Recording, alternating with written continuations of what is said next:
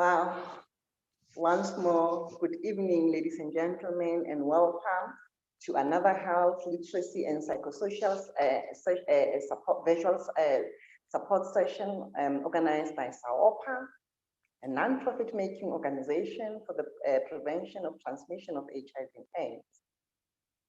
As already known, SAOPA delivers the following programs: healthy youth development, youth literacy and psychosocial support, empowerment, skills development, as well as training. The objectives of the health, literacy, and psychosocial support are to improve the general knowledge and understanding of chronic diseases, to promote adherence and healthy lifestyle, to enhance the coping mechanisms and mental health of all people, including young people who are on chronic medications, the families, caregivers, as well as the community health workers. We all agree that the mind-body connection is the link between a person's thoughts, attitudes, behavior, and their physical health. Whilst scientists have understood that, or while scientists understood that our emotions can affect our bodies, we are just now beginning to understand how emotions influence health and longevity. Today, we are privileged to have in our midst a renowned and passionate social worker with vast experience in both the welfare as well as the education sector, in South Africa as well as abroad. She was introduced to the world of natural health care in 2006, and in 2015 was introduced to the world of the craniosacral system in the brain and body, and has built up a wealth of experience in working with families with children with special needs. Ladies and gentlemen, a round of applause to Julia Hastie, our renowned social worker, who's going to address us today on issues relating to the mind and body. A round of applause to Julia Hastie. Thank you. Julia, over to you. Wow. I was talking and I was mute. You weren't. You were very clear. Don't feel bad. I want to say thank you. You introduced me so beautifully by speaking about the... Was I audible? Very clear. And you made me sound amazing. So thank you even more. Okay, thank you. Thank you very much, Cynthia. I appreciate the kind introduction tonight. And I look forward to continuing this discussion about the mind and the body and what we can do to take care of ourselves and take care of others. And I thought I'd begin with a very short summary of what was said before. And firstly, the introduction to this concept of the person who's pushing a wheelbarrow, the person who's taking care of a precious treasure. This treasure needs to be moved from one place to another, perhaps because it's not well, it needs extra care.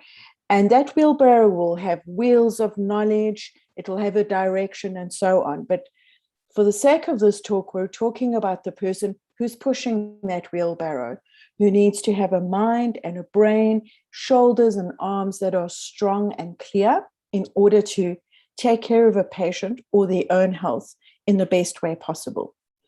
So the first concept we spoke about last week is that science has moved on from our brain as only being located in our skull. The brain here that we all know is a wonderful computer for taking in information, processing it, and putting out a decision. So for example, this is a pen. My eyes will tell my brain, my fingers will tell my brain, here's a pen. And my brain will tell me it can be used for writing, or maybe if I need to make a hole in something. So it'll use my memory and my experiences. And we all know that's pretty simple about the brain. What a lot of people are not aware of is that within this hard skull, our brain actually has a subtle movement, a rhythm called the craniosacral rhythm. And our skulls aren't even as hard as this coconut. The bones have a gentle movement, and over time we'll learn to work with that. But I want to remind everyone of the movement of the brain in the skull. Looks like this. When the brain is healthy and the skull doesn't have tension on it, there's this beautiful movement that pumps fluids over the brain, but also over the whole spine. So that's the brain connection that we spoke about. And we spoke about the importance of having an activity once a day where possible, where a person comes to rest and really connects with their body and checks into the places over the brain and the skull where they might have built up tension over the day or the week or even over months and years. Feel into the jaw, feel into the neck, pay attention to the places on your head that you sometimes touch without even realizing it. Because as soon as we become aware of tensions in our body, we can start working with them for ourselves. And even better is that practice of laying down and then working through the whole body and checking for tensions and allowing the body to start letting them go. But for tonight, we're going to talk about our second brain, and that is called the heart brain. And so it's a recent discovery. I added some pink to give it some emotion and amusement, not just a dark, tough heart. But the heart has, it's been discovered, more brain cells, neurocells in it than the head brain. And that's quite a fascinating change from this idea that how your brain is stuck for life. If you get hurt, if you've had trauma, if you've had an operation, if you take medication and your brain's changed that it's stuck, it's really not true. The heart in your chest, it's not even really exactly that shape, but this heart has even more brain cells. And we're going to have to learn to work with this brain, and eventually we'll add in a third brain to be able to take good care of ourselves and our precious cargo. So the structure of the heart is that, and Dr. Nolwazi will be able to explain this far better than I can, but just from a physical point of view, the heart has a sac around it. It's a muscle, and it doesn't work that differently from the way the brain moves, in that it has a constant movement. In fact, sort of obvious to say, when your heart stops, you stop living.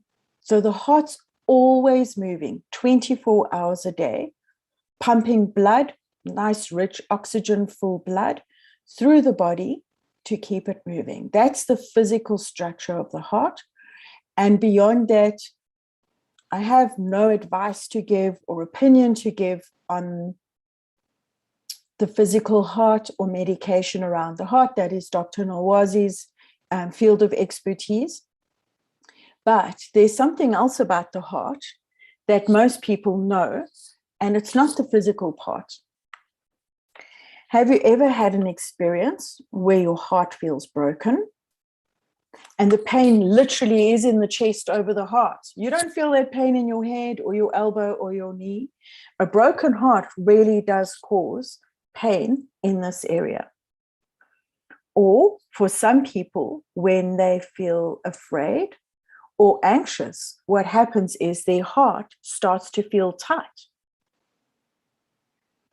and restricted. Or I was talking to a lady an hour ago, and she said when she starts to feel stressed, her heart starts to pound in her chest so hard and so loud, it feels like it might burst. Or what about that feeling when you feel very proud and happy about something and that you've achieved something? Doesn't it feel like the heart swells and expands? Or when we're taking care of something, or we see something we care about, doesn't our heart feel soft and expanded And we say things like, my heart could melt. So our heart brain has a lot of information about what's happening in our body and how our body is reacting to the world. As Cynthia said earlier, and she said it very clearly, how we feel affects how our heart feels. Now, imagine we look at our special needs child or an elder person or a patient in our care, and our head brain is nice and clear and functioning and aware and looking for all the information it needs to look. Is this person pale? Is this person bleeding? Is this person coughing? Is this person very quiet? Is this person fidgeting and showing that they're afraid? There's a lot of information our head brain and our eyes can give us. Now let's take in the information from our heart brain. Does our heart immediately feel when we see this person relaxed and expansive and free and warm? Does it feel a little bit worried? Does it feel concerned? That slightly tight feeling, it's a mixture of love and worry to say, I need to pay attention. Now, if we start using the information from our heart brain saying, there's something going on here, and I need to use my head brain to figure it out, what we have is a better kind of care because we're using two brains and two lots of information. And before I go on, I want to pause and ask if Patrick or anyone else on the team has something they'd like to add. I'm good, Julie. I'm following, I'm tracking. It's very good. Thank you. Right. So firstly, as a carer, and it might be the person taking care of myself, I might need to look in the mirror and say, sure, if I'm honest when I'm looking in the mirror, that person is looking a little bit tired or worried or drained or agitated and so on. So I'm going to use my eyes and my head brain and my heart brain to say, how can I give care to the other? But we need to apply exactly the same to taking care of ourselves as the carer. So one of the things I'd like to suggest is that tonight, when we add in this practice of really connecting with the head and the skull and the neck and the shoulders and feeling, are there tensions? Are there pains? Are there worries? Are there places where we're holding onto tension? Let that sink down into the heart and feel into the heart, that muscle that's pumping blood, and really give it some attention. Now, of course, if you have any medical symptoms, a heart that is racing, a heart rate that is up and down and erratic, a heart pain that doesn't want to move away. Do you want to contact Dr. Nolwazi straight away? Absolutely. However, if you have had a medical check or that you know your heart health is good and you still have this tight feeling, a worried feeling, what about the feeling of sadness? A feeling of sadness in the heart is extremely heavy and weighed down. Connect with that feeling and have an honest look. What is the emotion of the heart? Now, would you believe that the natural emotion of the heart is love? And that's not just something that Hallmark made up. If you look at a young child playing, if you know when you're happy and peaceful and relaxed, perhaps you're walking in nature and see something or someone that you love, the heart naturally starts to flow something, and we know that flow is called love.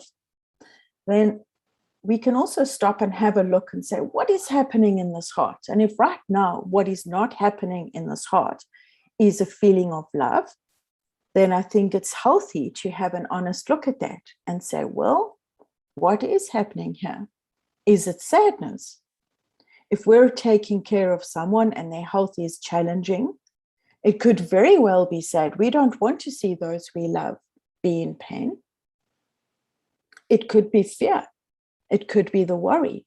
What is going to become of this person? That could be felt in the heart too. So what we'd like to do is honestly start by going back to just having awareness. What kind of tensions are in the head brain? What kind of tensions are in the heart brain?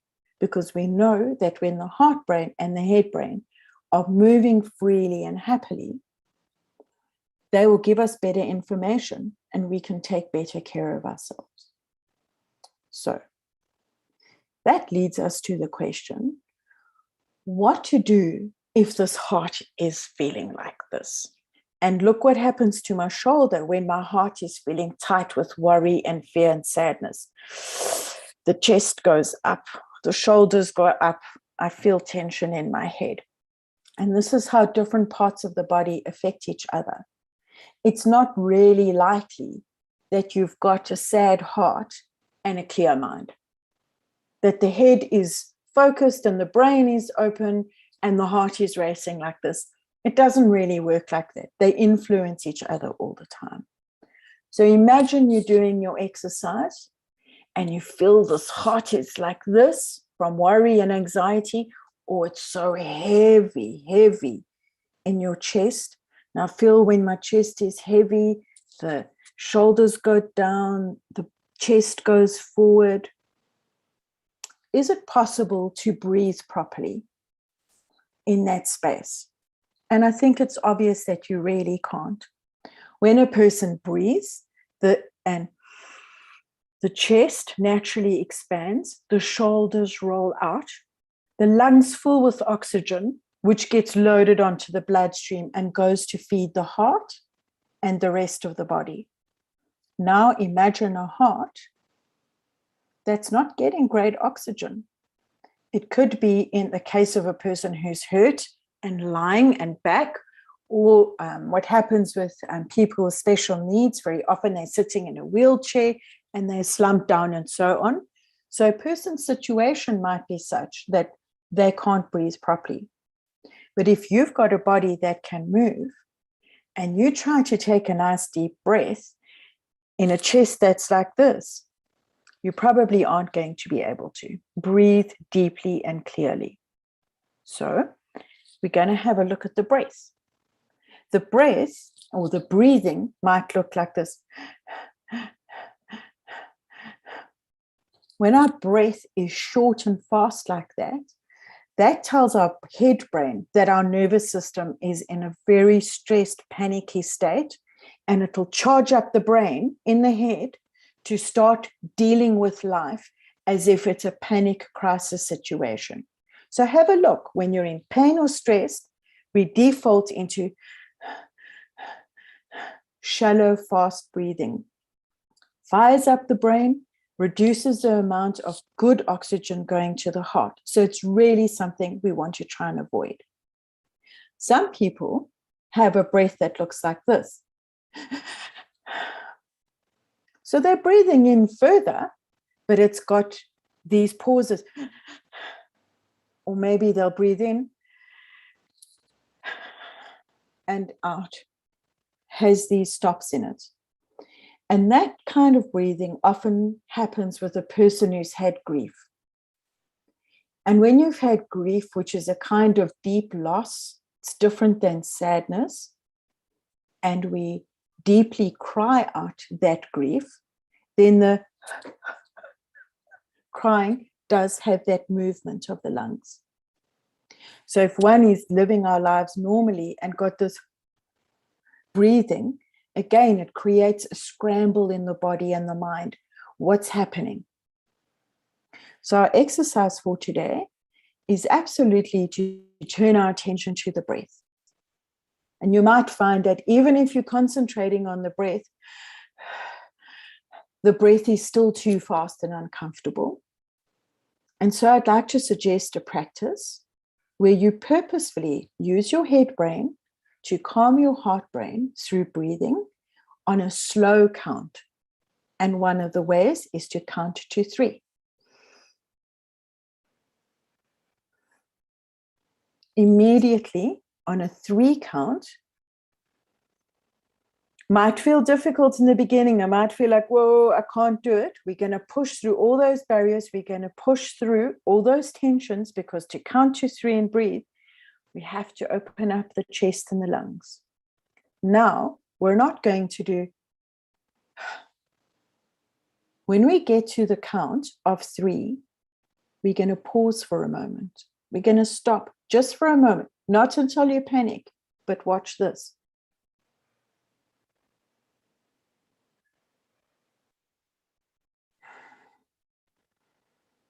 And then the out breath also has a 3 count. Why do we do this kind of structured breathing? Well, remember we said the heart brain has lots of brain cells in it. And we're going to train this heart brain into a healthier pattern of breathing. And we're going to teach it 1, 2, 3 in, hold, 1, 2, 3 out, hold. And you can practice that 5 times and eventually 8 times and eventually 10 times. And then when you're going about your life and you notice times when this starts happening or the heaviness starts happening, you can stop. In the daytime, in the shops, in Pick and Pay, in the bath, and practice this deep breathing. Hold, out.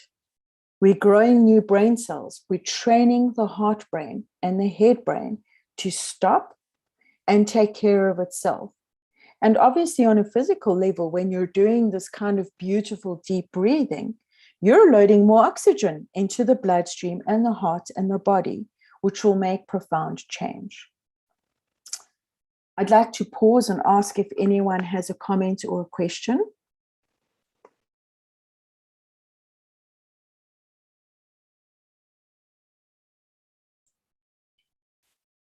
Well, that's very good, Julia. I've been doing breathing for many years, since my early 20s. I've been into various forms of breathing, and it gets very, very deep. And what you're teaching right now is very basic to de-stressing, and which is wonderful. It's a basic principle of taking your attention away from your that which is stressing you and focusing on the breath for a few seconds, and then just coming to realize that the emotion or the stress that you're feeling is basically, it's just there. It's not going to kill you. It doesn't want to hurt you, but you are actually in control of it.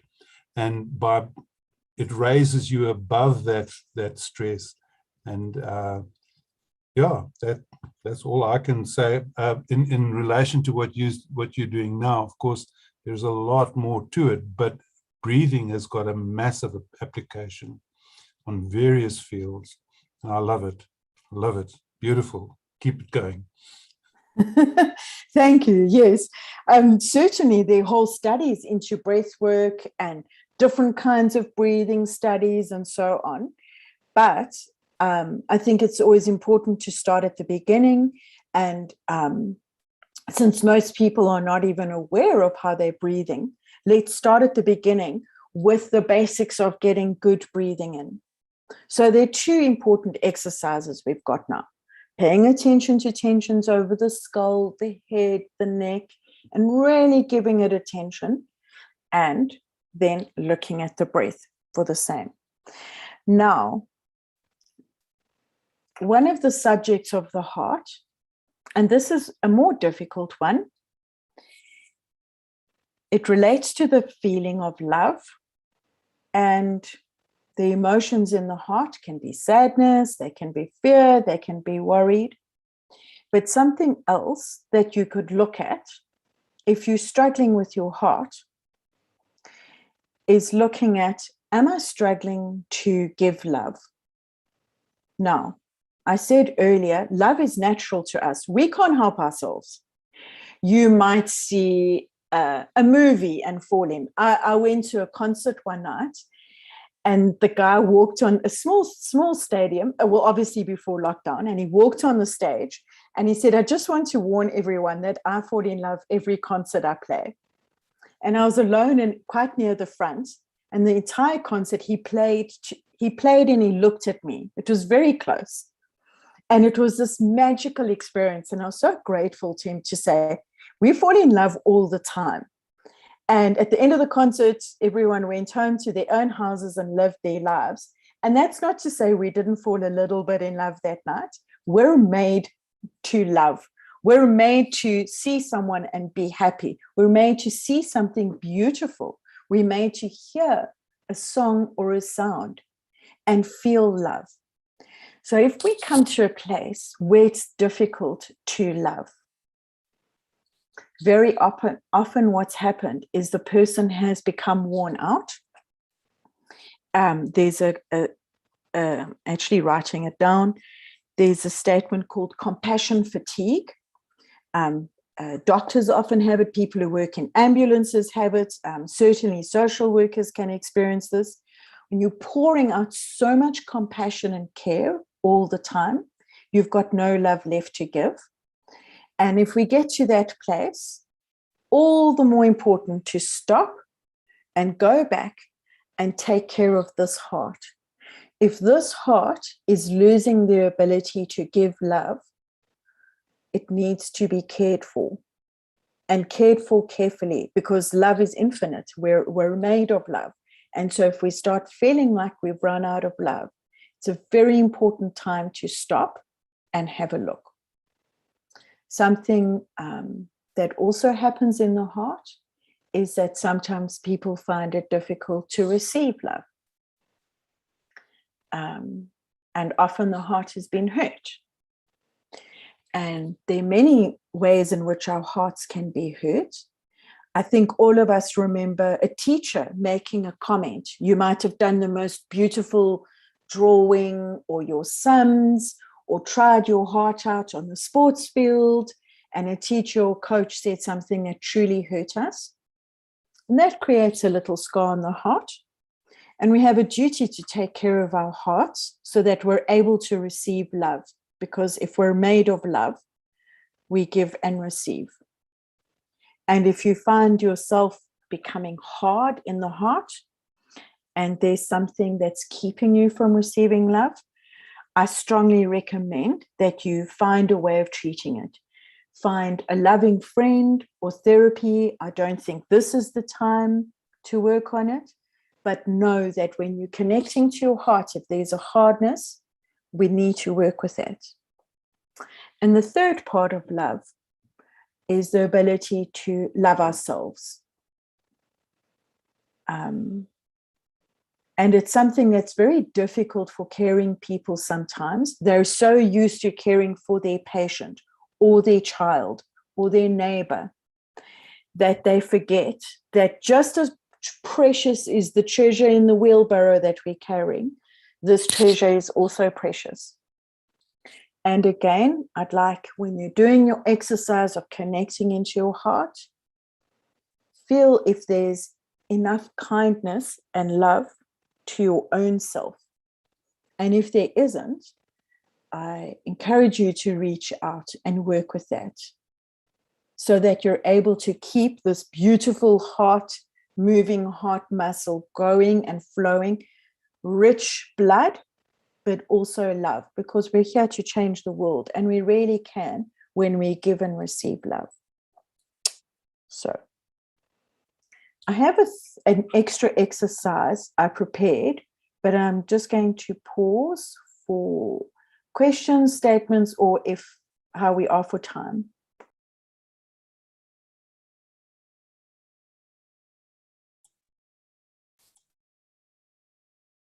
Wow. Yeah, very, very, very. Oh, okay. I think I must just leave. Yeah, I'm really, touched by what you just said, Maggie. With regards to love, that we are born to love, we are born to receive, yet at the same time born, to give love to other people. And we're saying that if a person is unable to, I'm not sure what will happen. I was just touched by your statement that we were born to laugh or to receive love from others actually. And I'm just wondering, you were saying that, for instance, you find yourself in a position where you are unable to love, and that we should treat ourselves. How do you one goes about doing it? It's very, very, very, very sort of interesting and intriguing, subject.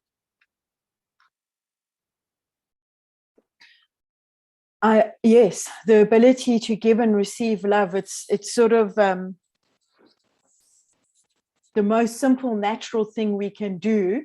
And then you look around the world, or maybe we look at our own behavior and say, sure, doesn't always seem that simple, right?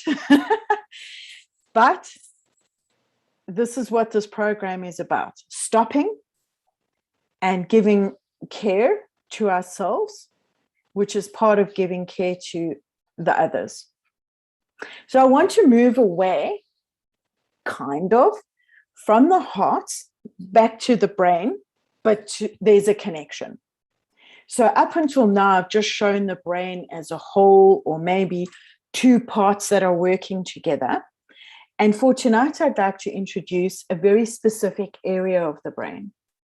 And that is the sides of the brain here. See, I'm holding, and the limbic brain, the name of this area is called the limbic brain. And the limbic brain is the part of our brain that processes emotions and also memory and speech, but I want to focus mostly on the emotions. So up until now, we've been talking about the heart and the feelings are felt here and so on. And so now I'm just adding an extra layer to say, yes, the feelings are felt in the heart for sure. When your heart's broken, you feel it here. But your head brain is involved too. And your head brain will feel and process emotions in the limbic brain along here. Now, there's a very interesting aspect to this brain. That's very unique. Remember, we spoke about the eyes before and how the eyes need to see the way forward. The eyes pick up information. This person's tired. This person is thirsty. I need to take my medication. It's 3 o'clock, whichever. Our eyes feed information to the brain along a pathway. The information that comes from our nose into the brain goes on a completely different pathway than the eyes. And we'll go through all of the senses over time. So I don't think about hearing or taste right now because they're wired differently. The sense of smell goes from the nose, and those nerves go through the limbic brain, your emotional brain, to be processed. Now, why is that important to us? Maybe it's very difficult for you to practice breathing, or maybe you feel even the breathing is not helping you enough.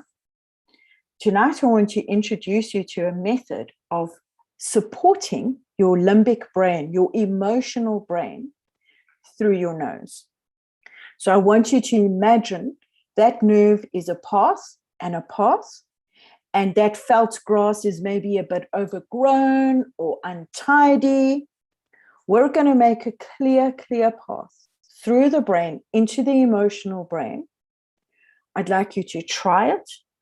I want to promise you, I teach people this every day, particularly children, and it really can change your life and your limbic brain. Some people just cannot get their emotions under control. Some children, once they go into the meltdown or the tears, not just children, adults, a tantrum, a panic attack, they can't pull it together. So let's use this limbic brain. Now, we're going to take a smell, a natural smell. I went and got an apple just before we started, and you're going to smell it nice and deeply. And you'll know, your brain will tell you when you register the smell, and as you're breathing in, you'll smell sweet. And there's quite a few smells in this apple. Now that's easy for us who are healthy. What if you've got someone who can't speak?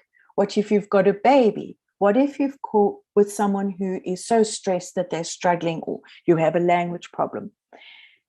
The sense of smell works the same way. We're going to hold something to the nose, and even in a small baby, you'll see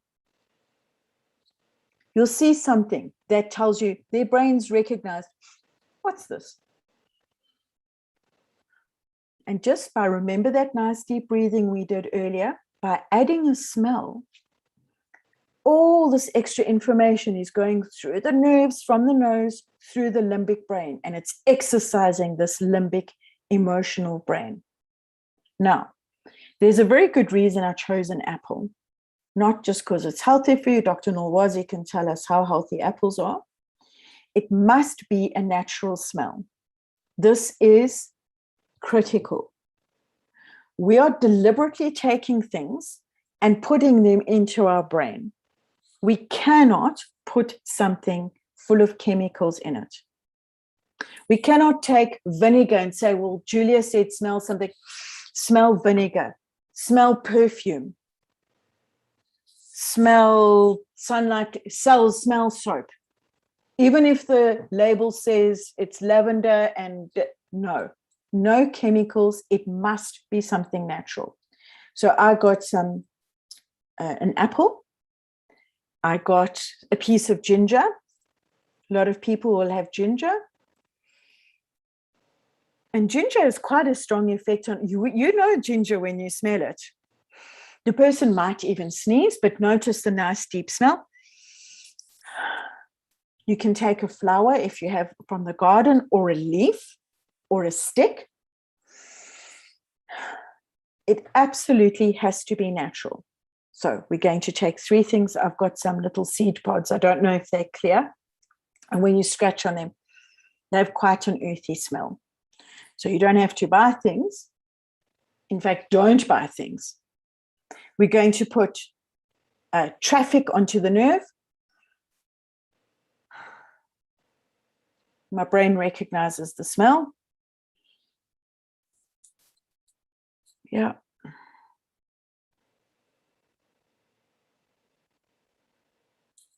Good. I can actually feel my brain's tingling a bit. If you'd like to say, oh, don't you think that nice smell? Isn't that, and do you like apples? And if you'd like to do that, and it makes it more fun for the person, by all means do it.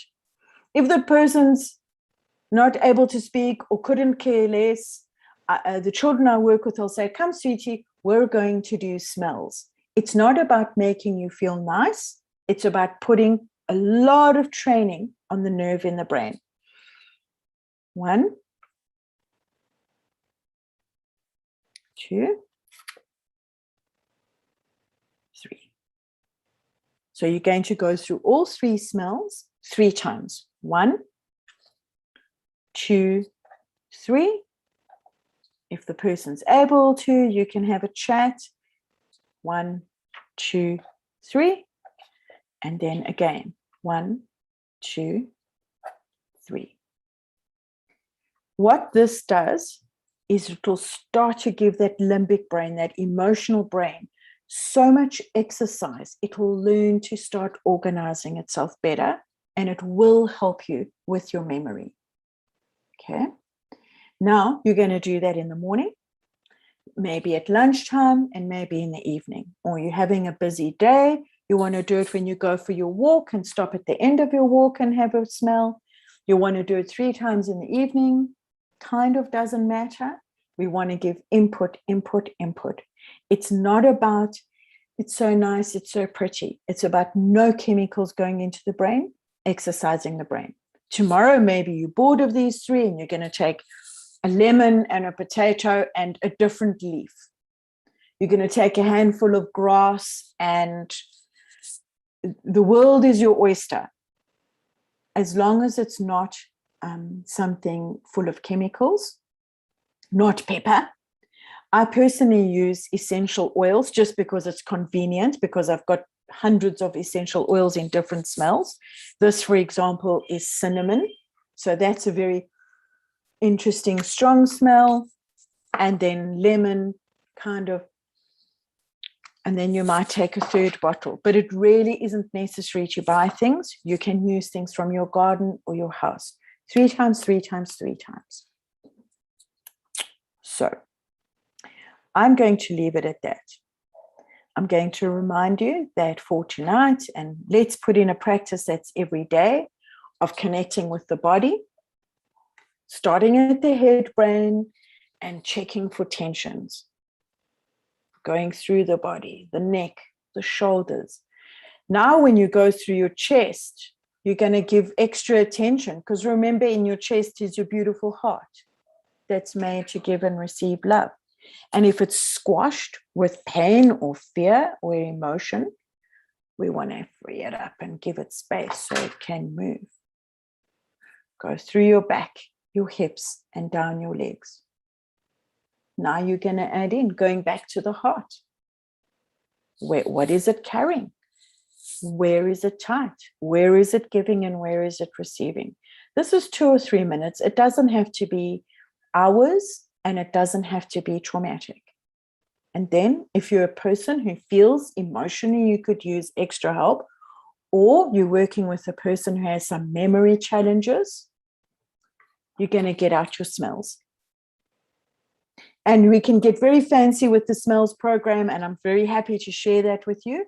But start with 3 non-chemical, 3 times, 3 times, 3 times a day, 9 times you're going to do those beautiful smells 3 times a day, and really settle your memory and your emotional brain. So I'm Julia from Rosalind Road Therapy Center. I thank you for your time tonight. And of course, if there are any questions, you're welcome. I would just like to give a voice of praise and just say this was wonderful. This was incredible, most enjoyable, and very practical, Julia. I love that. I love it because it's practical, because it's something people can do. It's something people can do to help themselves, to grow out of the anxiety, to grow out of that which is their broken hearts. And there's just so much that can be healed by doing these exercises. I really want to praise you and thank you very, very much for this awesome teaching. Thank you. Thank you very much. Yeah, Julia, I'm really humbled by the amount, the wealth of information that we just shared. Very, very practical, it's not only theoretical, you know. In most instances when we are being sort of given information, you know, to use, we seldom do it. But I think in this instance, you know, trying to make it more practical, you know, and it became more meaningful, you know, for myself. And I think the other participants also, and even those future viewers, you know, of the module. I'm really humbled, and yeah, I've learned a lot. I must really learned a lot. I think I think I'm really I'm not sure because I do have some personal, I'm convicted, some sort of interest, you know, in the subject. You know, one becomes too much, you know, sort of one page, a lot of attention, and as I say, we want to sort of relate, you know, to whatever that has been presented. Clearly, I actually agree with someone who was saying you just your round of applause. I feel like, you know, really need to give you a round of applause just to appreciate, you know, the wealth of information. As I said, more practical, you know, information that we just said today. Really much appreciated. Thank you. Yes. And I think to our viewers, those who are watching and even those who sort of want to, you know, to access the information, SAOPA is actually exploring, you know, other platforms, you know, to disseminate the information that has actually been shared. I think also the one that was also been shared yesterday by Dr. Wazi, and I think also the one that has been shared today by Kenya. On that note, colleagues, as I said, it was such an informative session, but also more practical, you know, for us. Oh, I'm talking, I'm speaking, and I just realized now that my mic, my video was off. Yes, I'm saying that I think a word of sort of gratitude and appreciation. I think to you, Julia, our speaker, we really appreciate the information. As I said, it's quite massive and very intensive, and I think it resonates with me. The fact that one can actually apply what is actually being learned, I think it means a lot to me, because it's not only theory, but you could see that it's something that is usable, that is that one can use on a day-to-day basis. I think a word of gratitude and appreciation, to our partners, particularly the Department of Health. I think for their continued, support, to SAOPA, to our consortium members also. I think the support that you guys are providing to SAOPA is much appreciated. And lastly, I think to the community as well as our healthcare givers, who attended, previous debriefing program, but also who continue, to attend, the virtual information sessions that SAOPA is organizing. As already alluded to, SAOPA is actually exploring other platforms, to disseminate, the information that is actually shared, on this platform. On that note, ladies and gentlemen, a blessed evening till we meet tomorrow. Thank you very much. Thank you. Bye. Bye-bye. Thank you, everybody. Thank you. Bye-bye, everyone. Thank you. Bye. Bye. Okay, bye.